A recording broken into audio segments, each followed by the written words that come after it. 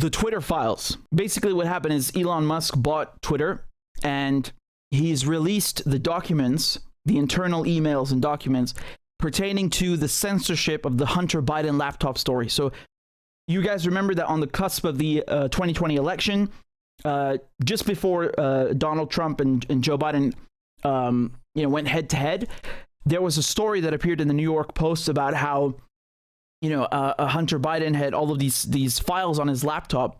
And I'll admit, I don't think the fact that he's on crack or his like nude photos should have been published. I don't think that's appropriate or relevant to journalism in any fashion.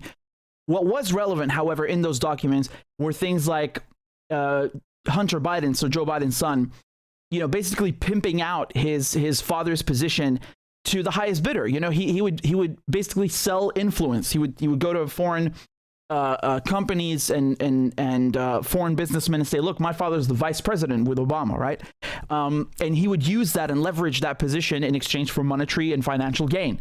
So that's nepotism and it's corruption, right? So that is very pertinent and actually relevant to public interest and journalism. So that was the really important part. And what happened is Twitter, along with other social media companies, they censored the story. Now, you have to keep in mind that this is just before the election, so it's extremely relevant. People are about to vote for this guy, Joe Biden, and these documents are showing that his son was pimping out his position as vice president a few years earlier. So it's extremely relevant to the election. The timing is also important. And so what they did is they blocked the story. They said that this goes against our hacked materials.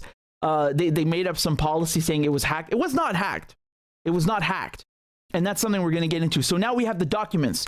Everybody knew that they're censoring it and this is wrong. Now we have the documents to prove it. So what happened is Musk, he gave these documents to Matt Taibbi. I think he's also given them to Barry Weiss. Taibbi made a thread yesterday, a giant thread going through and providing screenshots of the internal Twitter emails. I'm going to go through them with you. Outsiders began petitioning Twitter staff, petitioning the company, to manipulate speech as well. First a little, then more often, then constantly. Taibbi says here that by 2020, requests from connected actors to delete tweets were routine. One executive would write to another, quote, more to review from the Biden team, end quote. The reply would come back, handled. So do you see this email here that they've published? This is the Biden team, Joe Biden's team, sending links, tweets to Twitter to delete and take down. And the reply would be, quote, handled these. Wow. I mean, that is incredible. That is extraordinary. Joe Biden's team is not the only one, by the way. We'll get into that in a second. But Joe Biden's team, in this example, had a direct line to Twitter to tell them what to censor. So he goes on to say that celebrities and unknowns alike could be removed or reviewed at the behest of a political party. And he says that both parties had access to these tools. For instance, in 2020, requests from both the Trump White House and the Biden campaign were received and honored. However, the system was not balanced. It was based on contacts because Twitter was and is overwhelmingly staffed by people of one political orientation. There were more channels, more ways to complain open to the left. Well, Democrats than the right. I appreciate the nuance. People think that Democrats are on the left. They are not left by any stretch of the imagination, by any measure, possible. They are absolutely right-wing. And there's no discussion. Nevertheless, he points out the fact that Democrats, they were basically donating more, right? So these are contributions by party recipient, and you can see the difference between Democrats and Republicans. I mean, look at that; it's overwhelmingly Democrat. He basically saying that yes, both parties were using these tools, but Twitter was more inclined to accommodate and oblige requests that originated from Democrats. Now we get to the Hunter Biden laptop story. So he tells you what I just told you, that on October 14th, 2020, the New York Post published Biden's secret emails. So this is, just 3 weeks before the election. Twitter took extraordinary steps to suppress the story, writes Taibbi, removing links and posting warnings that it may be, quote unquote, unsafe. They even blocked its transmission via direct message. So do you understand? Like, it wasn't just about tweeting the link. You could not even send it privately in a DM, in a direct message to somebody else on Twitter. This is something extraordinary. It was reserved, up until this point, only for child pornography. So do you see what they're equating the story with? That's crazy. Taibbi says White House spokeswoman Kayleigh McEnany was locked out of her account for tweeting about the story, prompting a furious letter from Trump campaign staffer Mike Hahn, who seethed, quote, "at least pretend to care for the next 20 days. This led public policy executive Carolyn Strom to send out a polite what the fuck query. Several employees noted that there was tension between the comms, the communications, and policy teams who had little and less control over moderation, and the safety and trust teams. Strom's note returned to the answer that the laptop story had been removed for violation of the company's hacked materials policy. Okay, so that's what I just told you, right? They said, oh, these are hacked. That doesn't make any sense, because in journalism, whether you were handed the documents by Deep Throat in a shady unlit tunnel, or a fucking alien came down in a UFO and handed you the documents, or somebody hacked them and then gave them to you, is irrelevant. If the documents are important and they pertain to public interest, then you should publish them, because they have something that of substance, right? Now, if you hack them yourself, that's different. That's a different story. But we're not getting into that. These were not even hacked. Hunter Biden had given his own laptop to a repair shop, and somehow those documents on his laptop ended up in the hands of the New York Post. I highly doubt that the New York Post runs a laptop repair shop and that they extracted the emails. So although several sources recalled hearing about a quote-unquote general warning from federal law enforcement that summer about possible foreign hacks, there's no evidence that I have seen of any government involvement in the laptop story. Do you see this tweet that I just read to you, number 22? You're going to see this tweet a lot on Twitter in the last 24 hours, being shared by liberals, by neoliberals, by Democratic Party affiliates. And they're sharing this tweet in conjunction with another tweet from Elon Musk, okay? And they're basically saying that there was no government involvement. Twitter acting by itself to suppress free speech is not a First Amendment violation, but acting under orders from the government to suppress free speech with no judicial review is. Okay? So they're putting these two tweets side by side from Elon Musk and Matt Taibbi, and they're saying, oh, you see the contradiction? Matt Taibbi said there was no government involvement. So where's the violation? It was just Twitter acting on its own to take down the story. It's not the government who told Twitter. That's their argument. These fucking morons are so incompetent and illiterate and can't read and understand and comprehend basic English that they, this whole point is completely going over their heads. What Matt Taibbi is saying is that no foreign governments were involved. He didn't say the U.S. government and U.S. politicians had nothing to do with this. He is saying that they have something to do with this. That's the whole point. His whole point is that U.S. political officials, Biden officials, Dem Party officials, absolutely, unequivocally told Twitter to take this down. He is saying that. That is the point of the story. So his tweet here is about foreign. Do you see the word foreign? He's saying no foreign governments were involved in the laptop story. And this is, twice as pertinent, because number one, it means that, the U.S. government or U.S. officials were involved in taking down the story. And number two, it completely blows a hole in this story about, oh, it's a Russian hack. What they were saying at the time, these emails from Biden's laptop were not only hacked, but they were Russian disinformation. Russian disinformation. Okay, so look at this. This is from The Hill. This is from October and in 2020, right? So when this story happened, this is 20th of October. 50 former intelligence officials warn that the New York Post story sounds like Russian disinformation. So you have all of these spooks, these people who literally are trained to lie for a living. That is their sole purpose. They lie, they cheat, they steal, and they subvert. Spies signing a letter saying that, oh, this story is Russian disinformation, which is complete bullshit, because it has nothing to do with Russia. But they did this because they wanted to protect Joe Biden. Taibbi says the decision was made at the highest levels of the company, meaning Twitter, but without the knowledge of CEO Jack Dorsey, with former head of legal policy and trust Vijaya Gadde playing a key role. Just a quick note, Jack Dorsey was CEO of Twitter at the time. He's the one who created Twitter. He's left since then. I think, I don't know, I'm just speculating here, but I think this is one of the breaking points, right? He seems rather, estranged by everything happening with Twitter. Like he said in so many words, right? I'm paraphrasing, but he said that basically this company's grown beyond his control. And, he made his money, he left his mark, but the people running Twitter doing stuff like this without his knowledge. This is one example, right? I can understand why he had enough. I can understand. Now, this person, Vijaya Gadde, so she's the former head of legal policy and trust. She played a key role. Quote unquote, they just freelanced it. That's how one former employee characterized the decision. Hacking was the excuse, but within a few hours, pretty much everyone realized that was not going to hold, but no one had the guts to reverse it. So I don't know who he's quoting here, but it's fair to say that this is someone at Twitter, right? It's from the internal communications at Twitter. Taibbi says that you can see the confusion in the following lengthy exchange, which ends up including Gadde, so she's the head of policy and trust we just talked about, and former trust and safety chief Yoel Roth. Communications official Trenton Kennedy writes, quote, I'm struggling to understand the policy basis for marking this as unsafe. Do you understand? So this guy is saying, I don't know why you're censoring this story about Hunter Biden.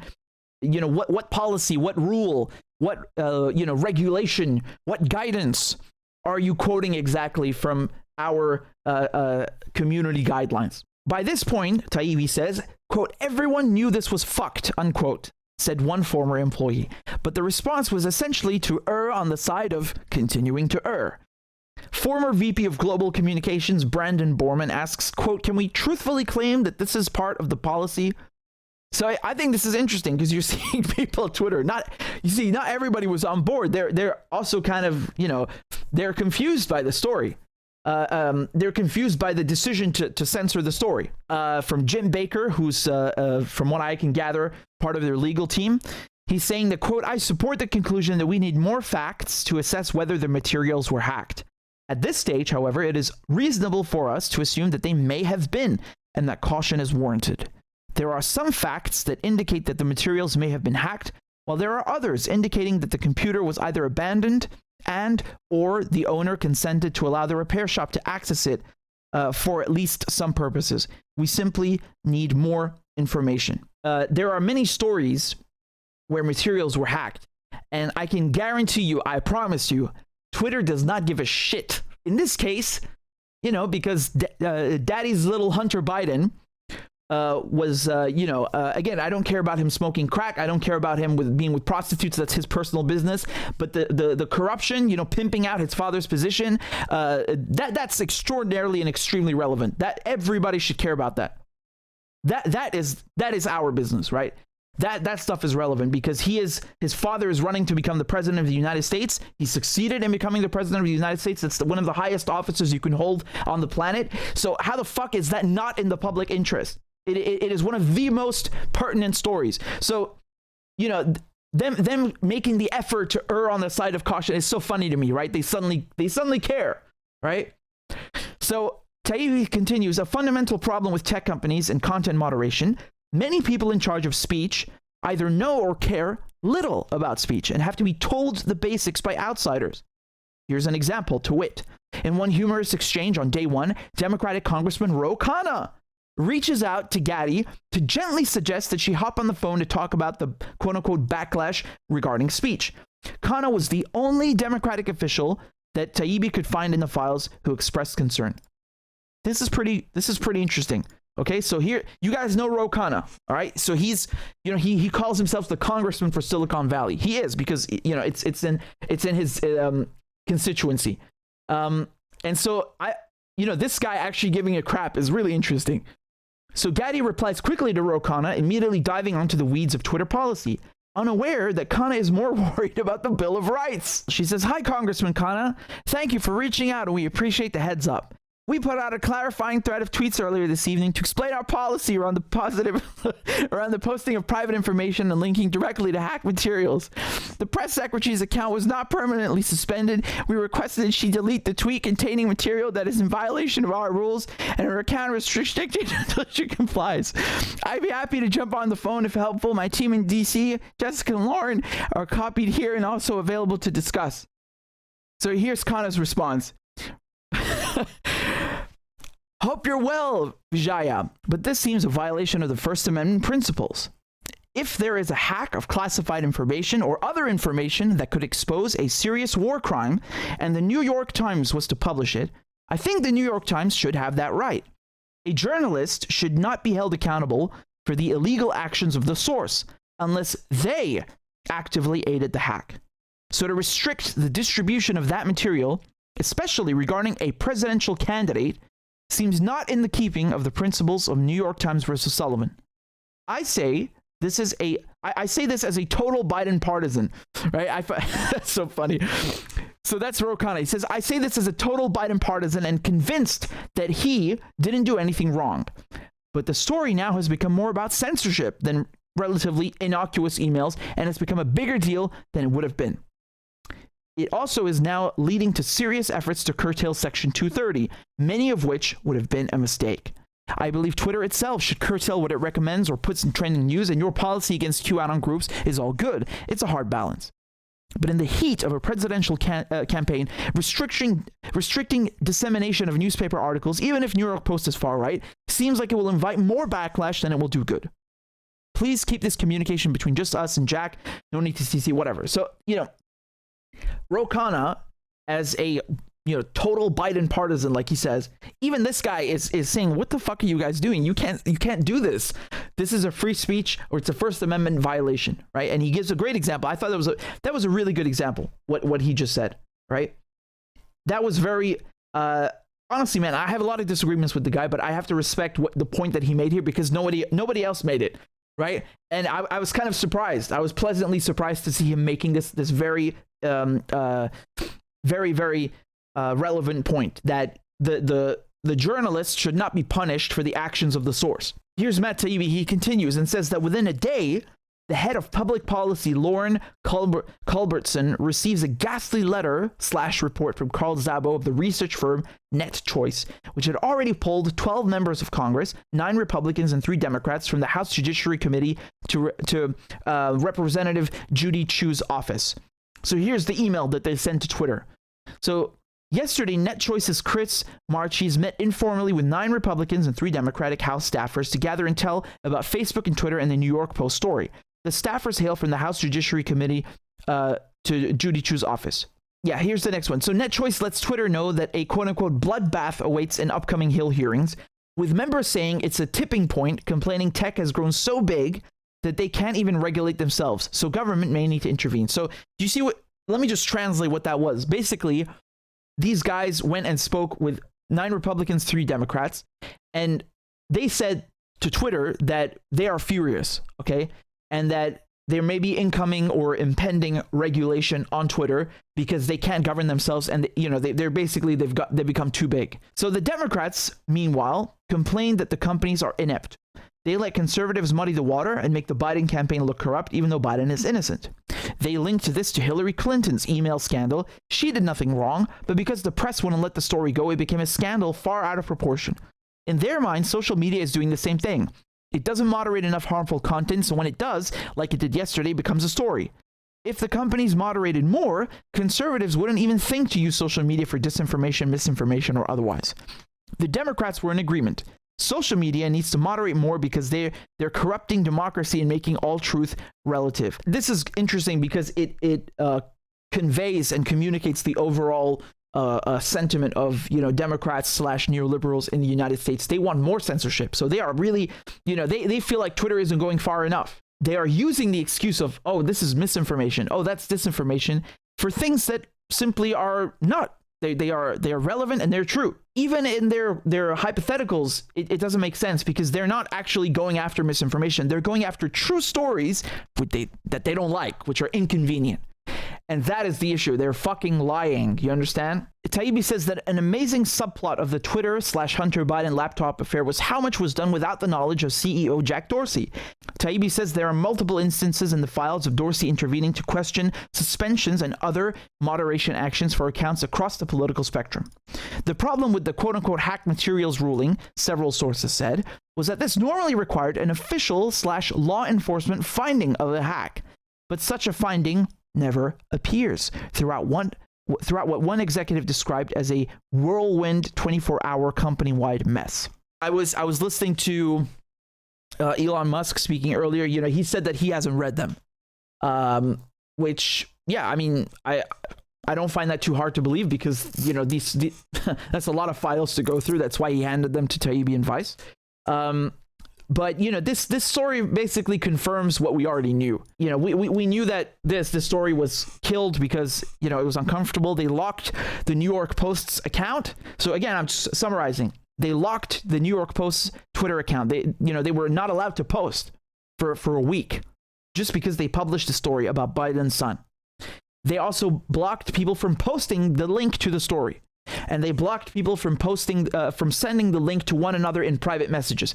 So, you know, the effort here to kill the story is substantial. You don't see that every day. They censor a lot every day for sure. But this is really, you know, another level. The reaction here from you know, Democratic Party loyalists and liberals and, you know, it's very funny. It's very funny because they are basically attacking Matt Taibbi for publishing these files. They sound like clones. Here are some of their reactions. This guy, Ben Collins, is saying that he's writing about Taibbi, right, who just published the story. He says that imagine throwing it all away to do PR work, so public relations work, for the richest person in the world. Humiliating shit. So that's his reaction to the whole story that I just laid out to you. Isn't that childish? What a fucking loser you are. Why don't you address the content of the story? Why do these people always attack journalists instead of focusing on the story? You know why? Because they're cowards. Because they're fucking brain-dead morons who can't talk, who can't debate, who can't comprehend, who can't do any sort of critical thinking whatsoever. They're so fucking primitive and stupid. They can't understand anything. So all they do is, oh, let's insult this guy. Let's insult this guy. No. Focus. I don't care if Taibbi published this or fucking Whoopi Goldberg. I want you to focus on the content. Do you have a response to this? To people at the Biden team telling Twitter to censor a story about Hunter Biden? What's your response to that? Like nothing? That's it? You're just going to throw your fucking shit like a monkey? Here's the next one. Chris Hayes, you know, MSNBC. He says, watching some of the most famous, most powerful and richest men red pill themselves into disaster. Pretty wild. And here we have Mehdi Hassan. He says, imagine volunteering to do online PR work for the world's richest man on a Friday night in service of nakedly and cynically right-wing narratives and then pretending you're speaking truth to power. Come on, Mehdi. You know better than that. Do I sound right-wing to you? I'm as left as they get. This has nothing to do with that. You know what's going on here and you're distracting it. They always use this phrase, PR work for the world's richest man. No, it's not, man. It's a relevant story about, you know, the Biden campaign meddling in an election. This is what's so funny to me. They yelled for years about, oh, Donald Trump, and fuck Donald Trump. They yelled about Trump, oh, he interfered in the election, right? There was election meddling. He colluded with Russia. And they got all, you know, for 4 years, this shit constantly. And when it came time for Biden to run, they had no problem meddling in the election. By the way, in 2016, they also meddled by, you know, burning Bernie. And now, you know, they in 2020, they wanted to influence public opinion by killing the story. How is that not meddling in an election? That is, come on, man. You basically proved that there's no free speech, there's no free press, and you showed how much unbalanced and you know, just grotesque the power centers are, and the amount of power that Twitter and Facebook possess. Because by the way, this was not just Twitter. Facebook were also censoring the story. Okay, so there was a you know, I hate this word because they've watered it down, but the collusion between big tech and government and, you know, officials and politicians in the U.S. to kill a story, that is an attack on the press. It's an attack on the First Amendment. It's an attack on all of these values that the United States, you know, loves to like show off about and beat other countries over the head with. Oh, we are a democracy. You're a dictatorship. You don't have a free press. Fuck you. We're gonna bomb you. Look, hey man, go fix this before you deal with other people's problems. Yeah.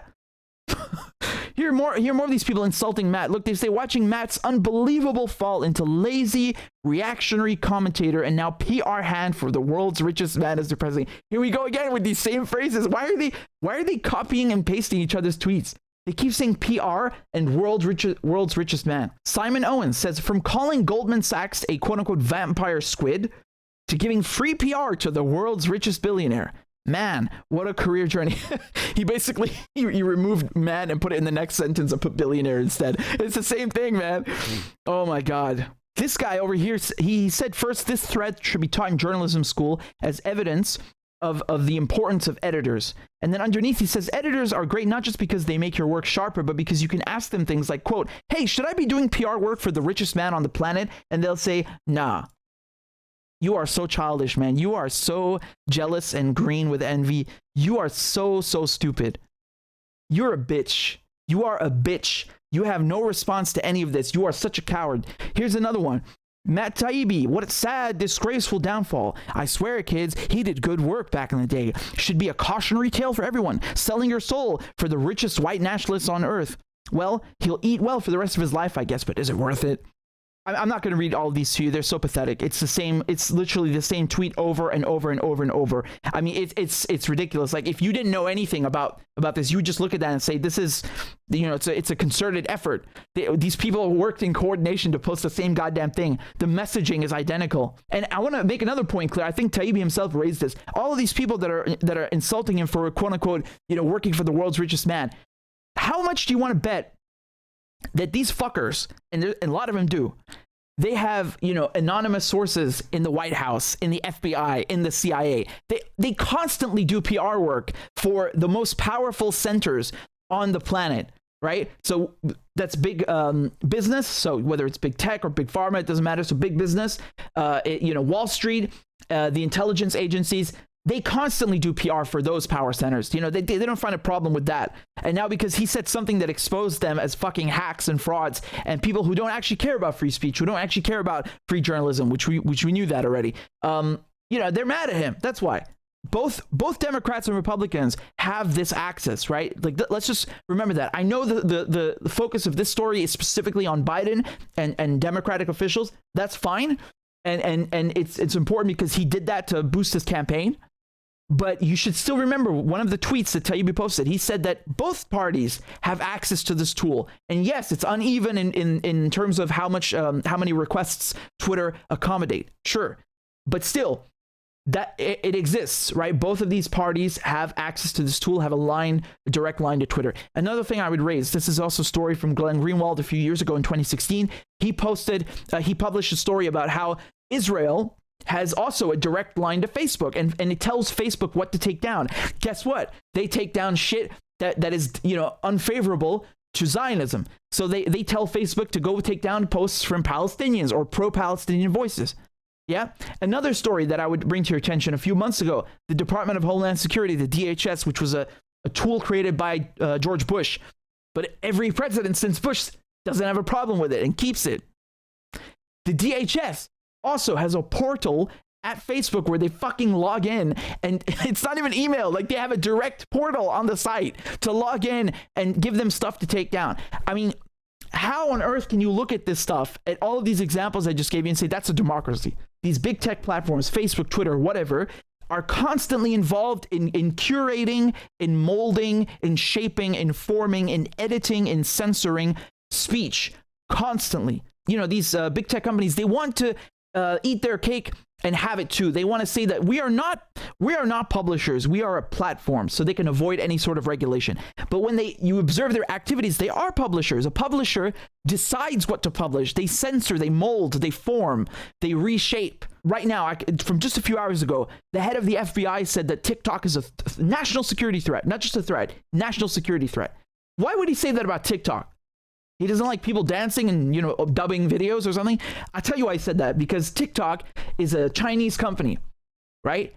And it's so funny to me because they'll suddenly say, oh, China's like, you know, they're hacking your data and they're mining your data and giving it to the Communist Party. Yeah, what? Like the NSA doesn't do that? They don't like other companies having any sort of market share in terms of Silicon Valley. You know, they want big tech, the entire sector of big tech, from manufacturers of chips, from Intel and AMD to tech platforms like and social media platforms like Facebook. All of this must be American and dominated by American companies.